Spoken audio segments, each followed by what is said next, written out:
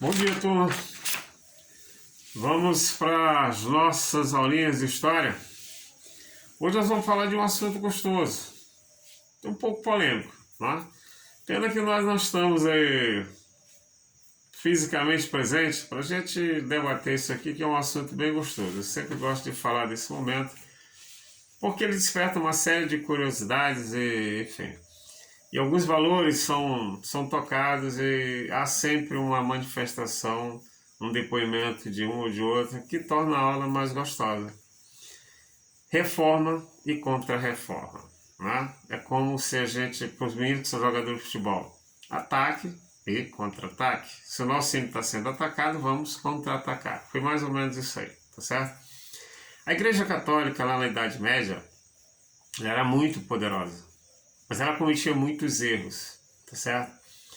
Muitos erros porque o despreparo de muitos religiosos, isso fazia com que despertasse a raiva, né, de muitos governantes, de muitos fiéis também, e principalmente de muitos membros da própria igreja, como foi o caso do Lutero, do Wycliffe e do John Hus, que nós vamos conhecer já já.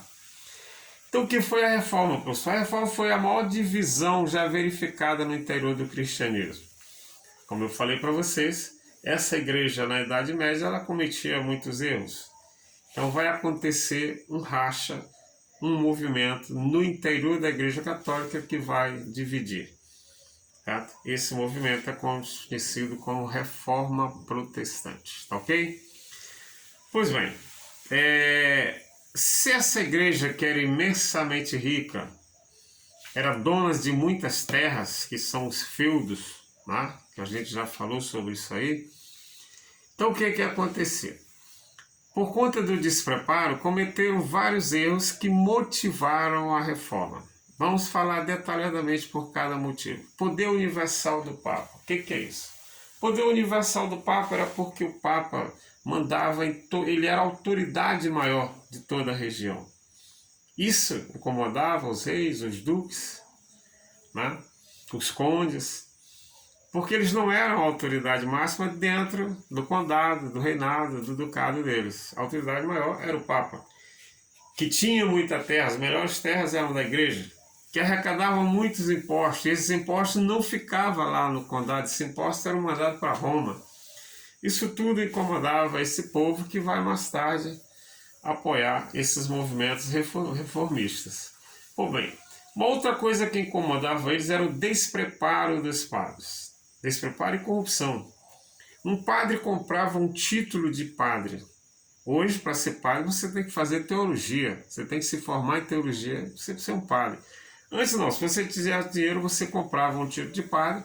Você podia ser a pessoa que fosse, no outro dia você estava comandando uma igreja, celebrando missas.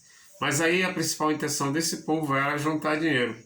E aí vem um outro motivo, que é a venda de indulgências e relíquias. O que eram as relíquias? Eles vendiam tudo, dizendo que aquilo tinha alguma ligação com Deus ou com algum santo. Por exemplo, vendiam espinhos dizendo que era da coroa de Jesus Cristo. Vendiam ossos dizendo que era do jumento que carregou Maria. Vendiam de tudo. Isso eram as relíquias. E o que eram as indulgências? A indulgência era uma espécie de um documento que você comprava que te dava o perdão do teu pecado.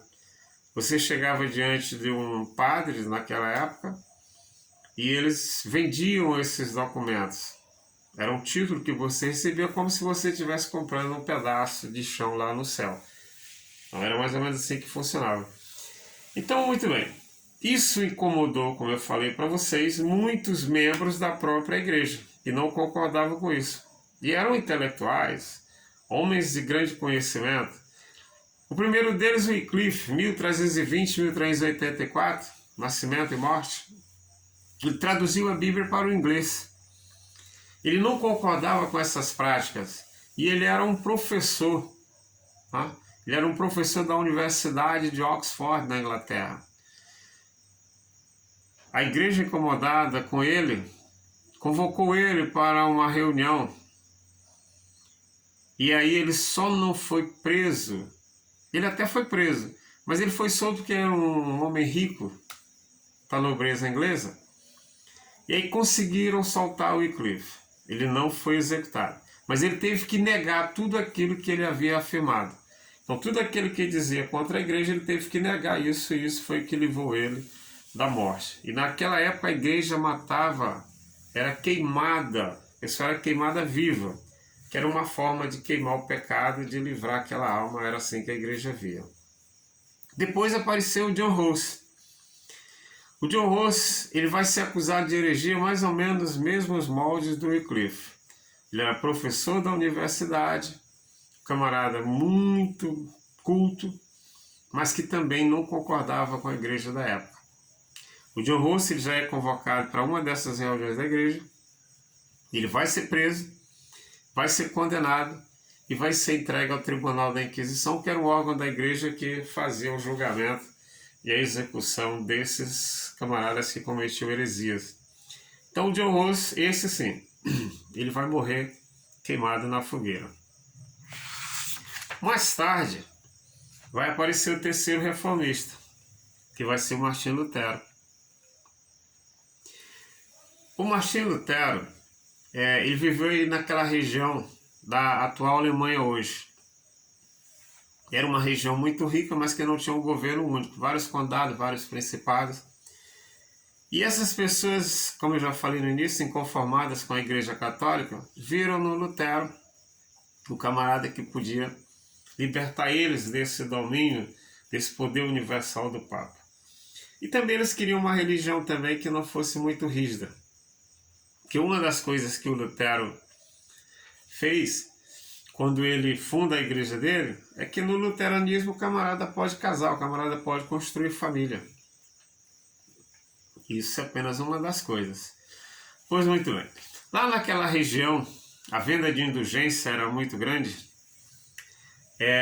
Quando o Papa foi construir a atual Basílica de São Pedro, ele pedia dinheiro para o povo, que era para construir isso aí. Então, as pessoas paupérrimas, deficientes, pessoas que não tinham nada, iam lá e compravam um título, esse perdão eterno que eu disse para vocês. E aquilo incomodou muito esses caras. O Lutero, então, revoltado com a igreja, ele começa a peitar, ele começa a falar dos erros da igreja, e a igreja, então, resolve que ele deve ser preso também e julgado. Mas aí ele consegue mudar, ele consegue fugir. Ele é protegido por um príncipe daquela região. Ele é escondido no castelo do príncipe. E lá ele traduz a igreja para o alemão.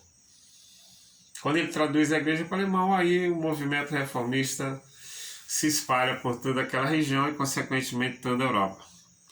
O Lutero, quando o imperador daquela região ali, que hoje é a Alemanha, foi o Carlos V, quando ele proibiu o Lutero de celebrar os seus cultos, aí os príncipes, outros príncipes daquela região não concordaram e protestaram contra o Carlos V. Daí o nome protestante. Então, quando hoje os evangélicos são chamados de protestantes, é porque inicialmente eles foram reconhecidos como protestantes por protestarem às decisões contrárias a eles.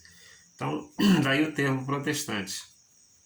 Pois bem, o Lutero é um camarada que o pai dele queria que ele fosse advogado. O pai dele não queria que ele fosse da igreja.